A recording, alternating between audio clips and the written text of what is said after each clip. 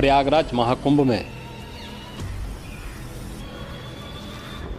श्रद्धालुजनों की भारी भीड़ है। लगभग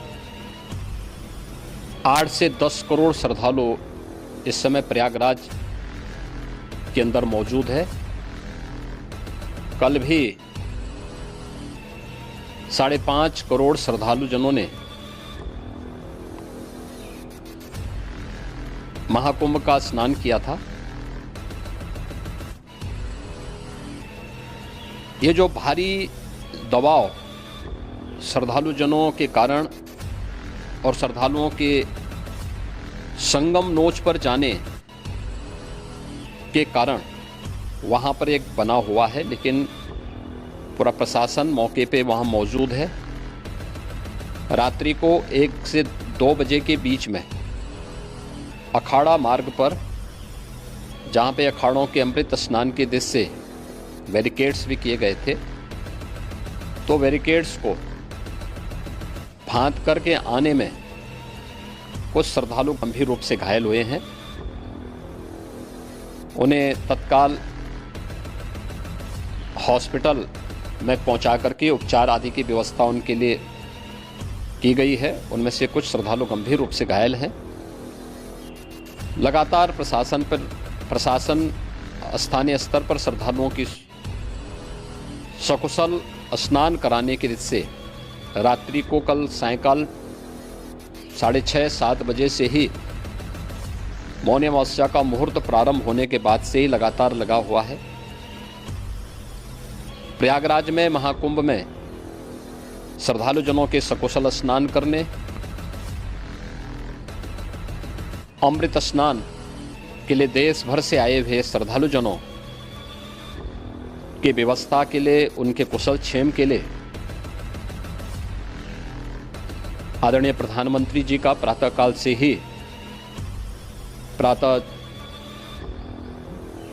से ही उनके लगभग 4 बार प्रधानमंत्री जी ने हालचाल लिया है। माननीय गृह मंत्री जी ने, माननीय राष्ट्रीय अध्यक्ष भारतीय जनता पार्टी श्री JP नड्डा जी ने, माननीय गृह मंत्री श्री अमित शाह जी ने भी, और प्रदेश की माननीय राज्यपाल श्रीमती आनंदीबेन पटेल जी ने भी लगातार जानकारी लेकर के सभी के कुशल क्षेम और सकुशल स्नान कराने के बारे में निरंतर रिपोर्ट ले रहे हैं। हम लोगों की प्रातःकाल से ही श्रद्धालुजन जो भी आए हैं वे स्नान कर सकें, इसके लिए यहाँ पे उच्च स्तरीय बैठक भी चल रही है, जिसमें मुख्य सचिव भी हैं, DGP हैं, प्रमुख सचिव गृह हैं, मुख्यमंत्री कार्यालय के अपर मुख्य सचिव के साथ ADG लॉ एंड ऑर्डर के साथ साथ अन्य वरिष्ठ अधिकारीगण मौजूद हैं। प्रयागराज में हालात वर्तमान में नियंत्रण में हैं, लेकिन भीड़ का दबाव बहुत बना हुआ है। अखाड़ा परिषद से जुड़े हुए पदाधिकारियों के साथ मैंने स्वयं भी बातचीत की है। आचार्य महामंडलेश्वरों से भी, पूज्य संतों के साथ भी मेरी बातचीत हुई है, और पूज्य संतों ने बड़ी ही विनम्रता के साथ इस बात को कहा है कि नहीं, श्रद्धालुजन पहले स्नान करेंगे और फिर जब उनका दबाव कुछ कम होगा और वे सकुशल वहाँ से निकल जाएंगे, तब हम लोग स्नान करने के लिए संगम की तरफ जाएंगे। अभी पहले श्रद्धालुजनों को, चूँकि देश भर से आए हैं, तो इसके लिए उन्हें सभी अखाड़े इसके लिए सहमत हैं और सभी लोग इस व्यवस्था के साथ जुड़े हुए हैं।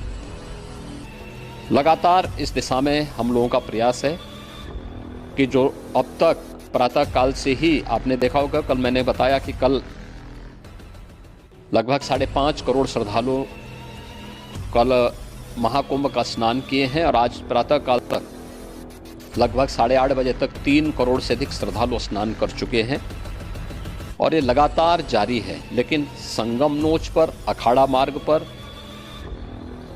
नागवासुकी मार्ग पर लगातार दबाव बना हुआ है, और वहाँ पर श्रद्धालुजनों की सुविधा के लिए भी हर प्रकार की वहाँ पर प्रशासन पूरी मुस्तैदी के साथ लगा हुआ है। और इसीलिए मेरी अपील है पूरे प्रदेशवासियों से, पूरे देशवासियों से और सभी श्रद्धालुओं से भी सभी पूज्य संतों से भी कि अफवाह पर कोई ध्यान न दें, संयम से काम लें।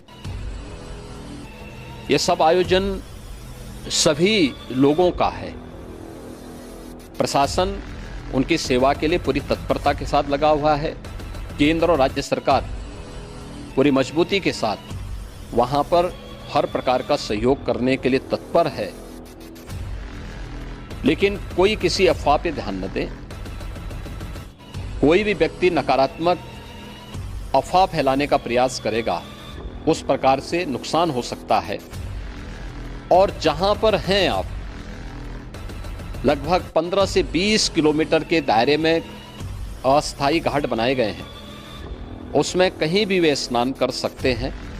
आवश्यक नहीं कि संगम नोच की तरफ ही आए, क्योंकि भीड़ देखते हुए खासतौर पर जो बुजुर्ग हैं, बच्चे हैं, श्वास के रोगी हैं, उनको लंबी दूरी तय नहीं करनी चाहिए। और जहाँ पर हैं वहीं पर आराम से पहले स्थिर होकर के कार्य करें, वहाँ पर रह करके। और जो नज़दीक के घाट हैं, उसी नज़दीक के घाट में स्नान करेंगे। सब गंगा जी के ही घाट हैं और गंगा जी के इस घाट में वही पुण्य प्राप्त होगा। ये मौनी अमावस्या है। मौनी अमावस्या में स्नान का महत्व है। संगम में स्नान का दबाव बहुत ज़्यादा है, इसलिए सभी लोग अगर वहाँ पे इसमें अपना सहयोग करेंगे तो सकुशल हम सभी श्रद्धालु जनों को वहाँ पर स्नान करने में सफल होंगे। और फिर इसके उपरांत अमृत स्नान के लिए पूज्य संतों से भी